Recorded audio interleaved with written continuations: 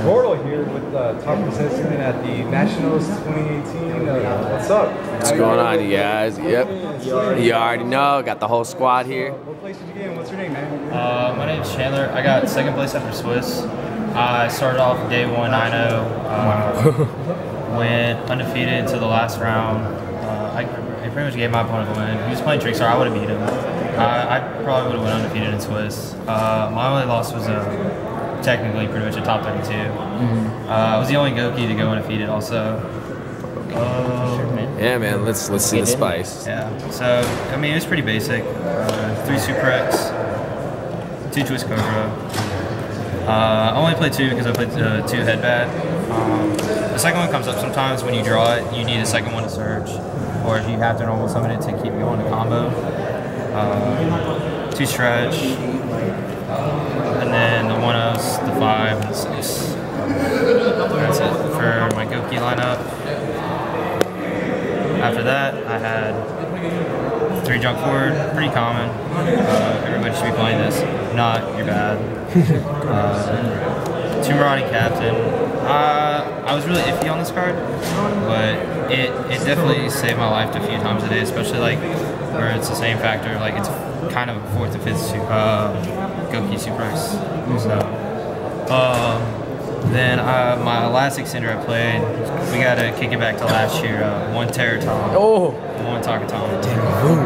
The Danny Vu special. Yeah, that was who I lost to.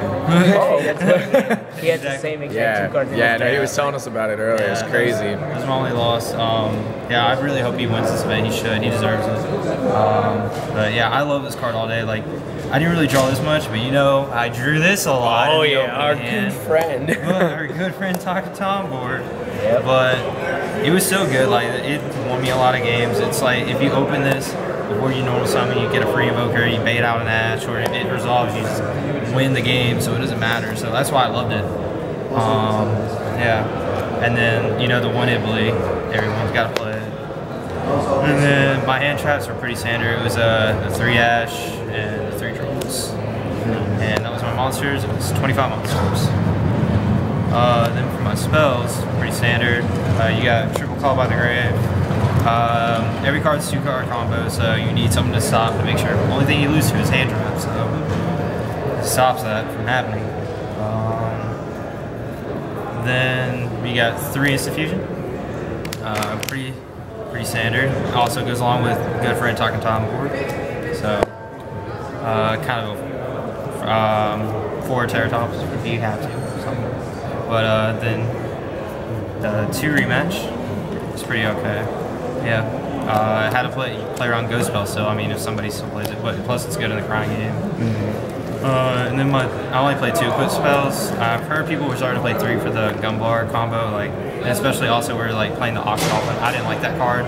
Yeah. So again, I thought it was just way too gimmicky. Like, I'd rather just play more extenders than just kind of go through other things because, I mean, I don't know. It's just like I never felt like I needed it to win. And then I played the sword, and then I played Living Fossil. This card is insane. Oh yeah. Yeah, the card's insane. Premature Burial back in the game is pretty cool. Yeah. And then the 1 Rhoda, and then the kind of spell extenders that I played, you know, 1/1 for 1. You should play this card. It's still good. Like, to me, I think it was the worst one. I cited it out a lot, but I mean, it was still good. I mean, it got me there a few times. 1 Soul Charge. This card's insane, so I don't know why it's so. I don't even fuck with time. It's still broken. Monster Reborn, and then another Monster Reborn, or Legacy Succession. This card's insane. Like, that's for the main. It was 15 spells, 40 monsters. And, onto the extra. I got grouped. 2 Isolde as my 2 main ones. You know, everyone should be playing those. My like ones was the Mermaid and the Link Karibo. Pretty simple, pretty standard extra deck, honestly. 1/1's Phoenix Cerberus, 1 Underclock Taker. Then for my Link 3, my bad. And then 2 Goblin. Gotta make sure, I'd rather play the 2 Goblin just because, so you can make the U board either way. The Link 3s was the one tri-game have to play. I won a lot of games in Swiss because of having this and then having this next to each other. I won at least like six games because of that, where people just didn't respect this. And also in top 64, the one unicorn, and my 2 Link 4s I played was 1 firewall and 1 board load. The board load, yep. Then my fusion and a booker. Then for my side, I sided the gun bar for games 2 and 3.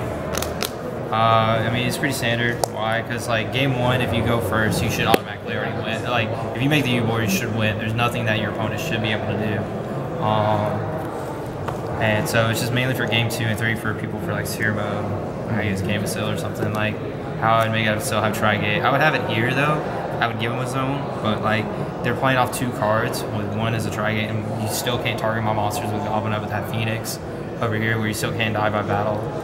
So I mean, in reality, they still have no out. Yeah. They're still if they play 1 card out this board with the fire or with crashing the Ibbly or like linking away the Mermaid, they still can't like play. They're playing off 1 card, and in Yu-Gi-Oh you can't do that now.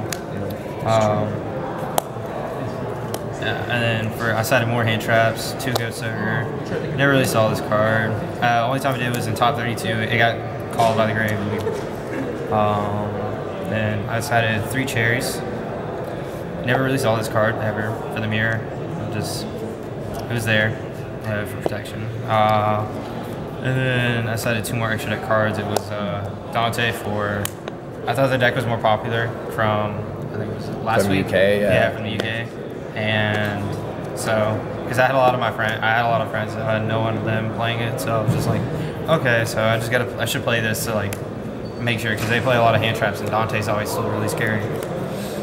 And then I played the 1 Cowboy, never came in for time, and never really went to time. Yep. I just kill them, because that's what Yu-Gi-Oh is. Then for the spells, 3 Twin Twister. Didn't really do anything. I've never really sided this card in. I barely use my side deck this weekend at all.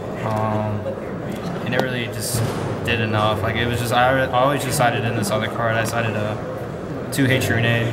I wish I honestly sided a 3rd one of these. This card was insane, especially the Trickstar Sky Striker matchup, because like they go first and they'll side back row and then plus like scapegoats and other stuff and the anchors. I never played any pure Sky Strikers this weekend, surprisingly. I was just playing mostly Trickstar Sky Strikers and other variants. But it's insane against pure because of the multi-roll and you activate this, they just like get blown out. Against Trickstar, you just set all your cards, and then you flip this up, and then they're just like they think about activating Reincarnation, they look and they think about it, and they're like, wait, never mind, I can't. Yep. It doesn't do enough. But yeah, like I only really sided these and the gun bar and the extra deck all weekend, and it was like enough. And then the last 2 cards were 2 evenly matched. Scar's trash, didn't do shit all weekend. And that was pretty much it. That was my deck as well. Alright, man. Any shout-outs you want to give? Yeah, I got a few shout-outs. Shout-outs to all my friends for considering like being on my side, just cheering me on and everything, keep watching me going undefeated and stuff. Thanks for them. Sorry I couldn't go all the way. I thought I maybe could, but hopefully my opponent does. He deserves to go to Worlds more than I do. Yeah, shout out to all my friends back home. Shout out to Dagger's Cards and Games, my sponsor. Nice. And shout out to my girlfriend. Hey, alright. Shout out to Peter Tran. And your sister. Hey. That's my sister, Peter. Take care of her, bro. Alright, man. Well, congratulations on the top cut, and thanks for the deck so far. Yeah, thank you, bro.